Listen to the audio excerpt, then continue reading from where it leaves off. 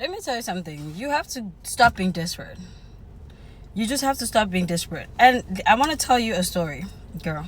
I really want to tell you a story. This is important. I just got back from my run. That's why I look crazy. I just washed my face. That's why I'm sweaty. I remember when I was 19, I moved to Johannesburg. I went there. I took a gap year. And I remember everybody in Johannesburg was dating like wealthy men. I'm 19, mind you. I'm 19. And I fell into this pressure to find a wealthy boyfriend. I remember so vividly that I became so desperate. I remember where I lived, there was this big popular road called Beresnadeer. I would walk, me and my friend, my other friend that I convinced to come into this journey with me, would get dressed and walk up and down Beresnadeer just so, because the expensive cars used to pass there. We did it so much to the point that my friend, eventually I was like, I'm tired. Like, I'm not passing at school because I'm focusing on the wrong things. My friend ended up meeting a guy, right? So at that age, you're so desperate for someone that has a vehicle. Like Uber and that stuff, that was not a thing. It was not that popular. So she met this guy. I'm laughing now because looking back, it sounds ridiculous. So she met this guy. And they exchanged numbers. The guy didn't get out of the car, and in the evening the guy was coming to come pick you up so we can go have a drink. Actually, no, I'm not gonna pick you up. I'm gonna come and see you. And then we can hang out.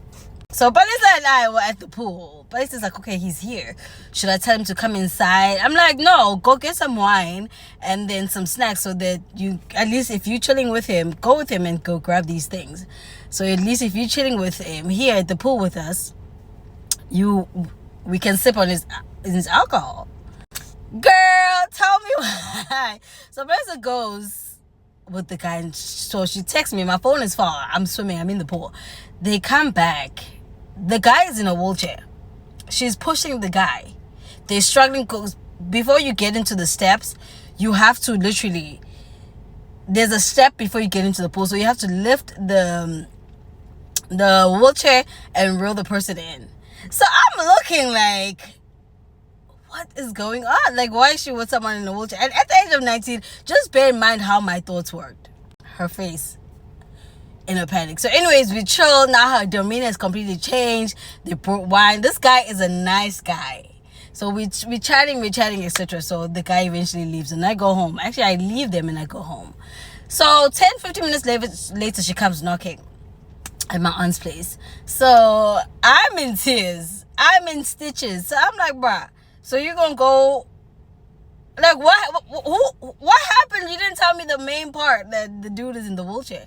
She's like, I did not know the guy was a wheelchair. When we met on Beresnadeer and he was in the car. So basically she was freaking out. She's like, I don't think I'm gonna see him again. And you can say whatever you want to say in the comments, but at 19, the way you think at 19 and the way you think in your 30s are two different things. At that time, we were freaking out. Like, oh my gosh, he's in a wheelchair, because we weren't educated about those kind of things. Fast forward, another friend of mine joins us in Joburg, and I think just having her around kind of just released my panic of needing a man, because her and I were always just having a good time. Eventually, I met somebody. I ended up really liking the guy. The guy was doing well. He was working for broadcasting SABC in South Africa, and at that time Golf 5s were like the shit. So he was driving a Golf, and I think it happened when I was just like, I don't really need a man because my friend is here. Oh, I don't really need a man because I don't know, I'm just gonna have fun. And let me tell you, the day I decided I don't need this is the day where I met somebody. Where I'm going with this is, in situations when it comes to relationships, I'm sweating, I cannot read the spells.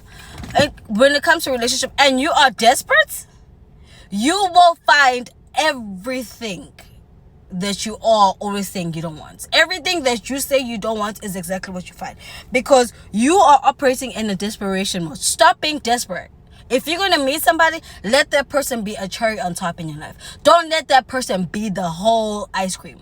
Don't let that person be the whole banana split ice cream. No, let that person be the cherry on top. Train your mind to stop being desperate, because when you continue being desperate, is when you meet narcissists, you meet users, you meet people that are literally, I'm not saying the guy in the wheelchair, but you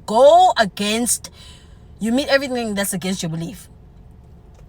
Desperation will lead you to crazy places. I remember Barista and I speaking. Barista was like, girl, I feel so bad because I have to break it up with this guy. But at the same time, I'm like, it's because we're so desperate for this.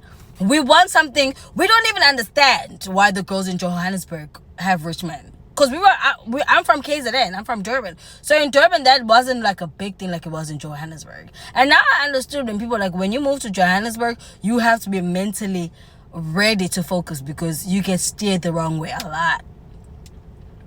So Balisa's name popped out on my phone, and that story came to mind. I'd be like, we become so desperate for something that we want to control it so bad. And when you want to control it so bad, you get to the shit of the situation. If you want, it's okay to want it, but be open to be like, okay, I'm happy either way, whether it comes or not. I'm still going to be happy me. I promise you, it's not that serious. It's not that serious. And that's how you get into depressions, and you get in situations where you like, now I gotta spend 3-4 years of therapy to undo what this person has done. But it's because of the energy you were in. When you're in a desperate mindset, you will attract people that will siphon energy out of you, because they are energy vampires. They sense that. They sense your desperation. They sense your self-need of validation.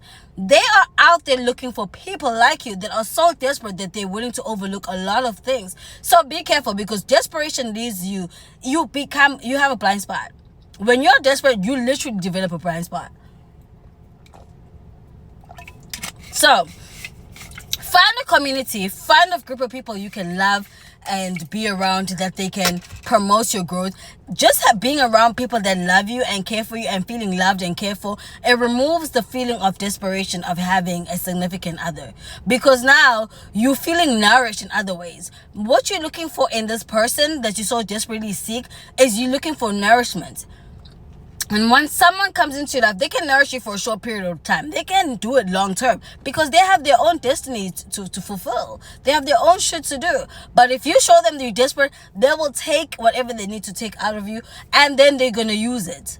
Because when you men are hunters by nature. They are hunters, and they will go for the easiest prey.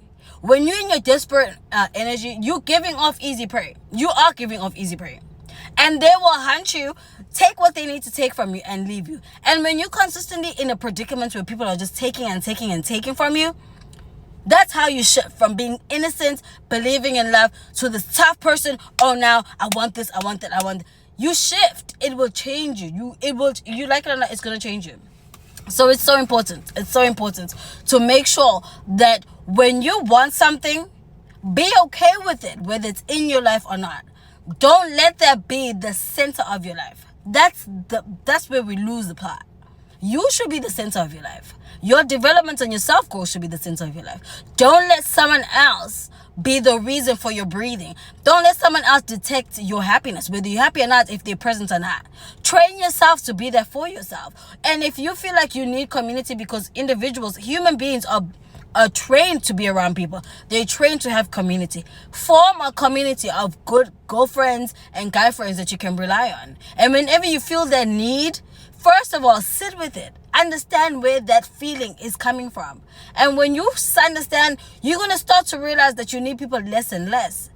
Because the main thing is you need to start relying on yourself. You need to be okay being by yourself.